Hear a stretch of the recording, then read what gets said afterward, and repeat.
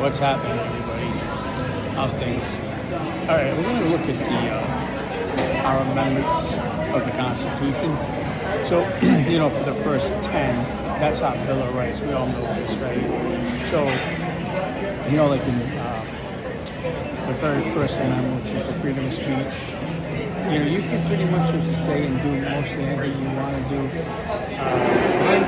You do have to be careful when you're using profanity to make sure it's not aggressively attacking somebody, because then no longer that's an issue now. It's not no longer protected under your First Amendment rights. I do a lot of filming, a lot of different places, and you also have to be aware of their policies. Now, policy does not trump law, so you're free to do a lot of stuff, but you also have to be aware of where you're filming and who you're filming, and what to do and what not to do, because it's not as cut as dry as you think it is. I watch a lot of these First Amendment auditors, and a lot of them, even though it's their job to do that, I think they push it a little bit too much, and they really should roll it back somewhat, because it causes more of an issue than it does help. I get it. That's what they want to do. That's their shtick. They want to push it to like the cop loses his temper, and or whatever. But it's not necessarily the right thing to do. So just be aware of it. Always don't hide your fact that you're practicing your God-given rights and your Bill of Rights and your freedoms to do stuff as an American citizen. Just be careful.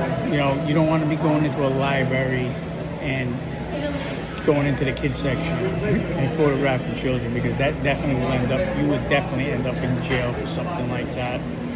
So, like I said, be aware of what's right and what's wrong, and what's legal and when it's illegal when you do stuff like that. Okay, so now let's hit the Second Amendment, right? Now, we all know that the Second Amendment is the right to bear arms, and it's also the right to protect yourself against tyranny.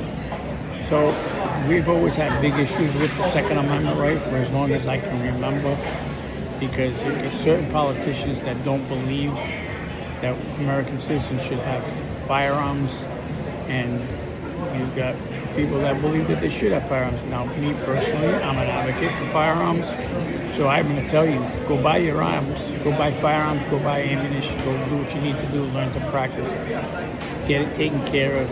I'm also going to tell you, because I'm a resident of Florida, that please, if you want to do the constitutional carry, that's fine, but at least take a gun safety course, know the laws, learn them, because there's a difference, and you don't want to end up in jail because you're not paying attention. There's a lot of stuff that's involved in that, so just go ahead and take it. I did hear a rumor that Trump wants to do a national. I don't want to make this video too long, but there's a lot to go over. Like the most important ones I'm touching base on is like the Fourth Amendment in your Bill of Rights.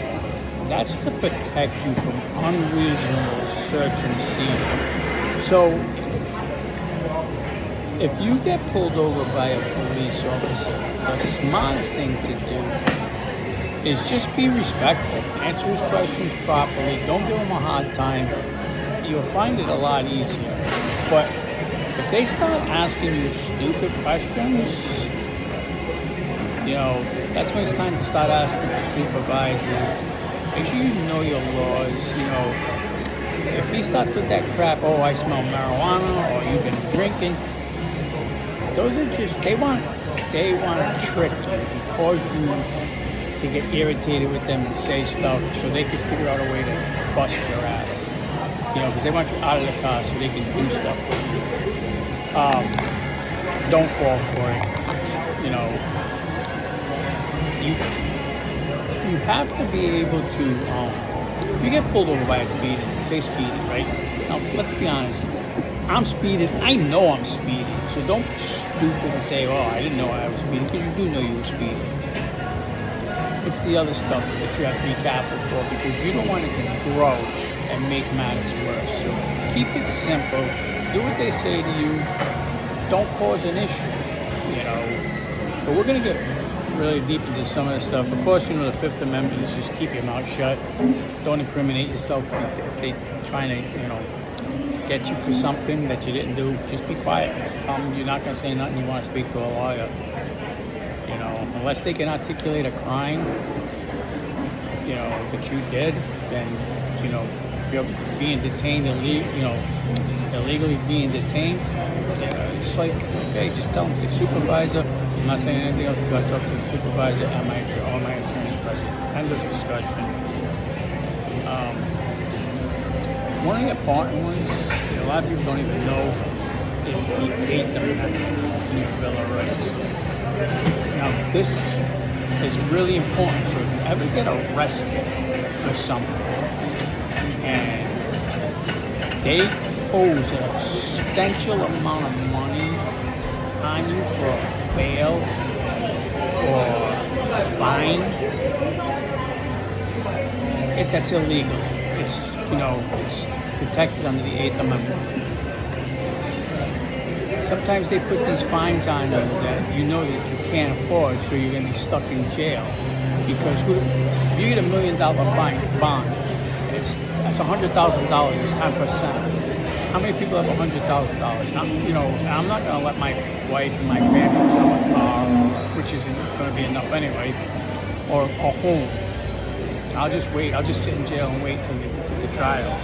But if it's existential like that, that's illegal. Don't let them do it.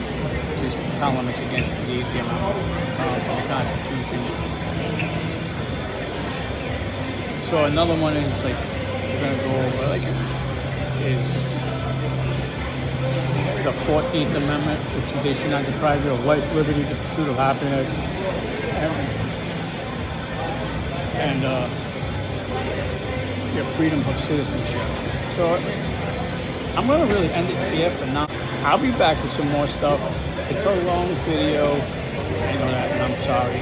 But peace out for now. Love you guys.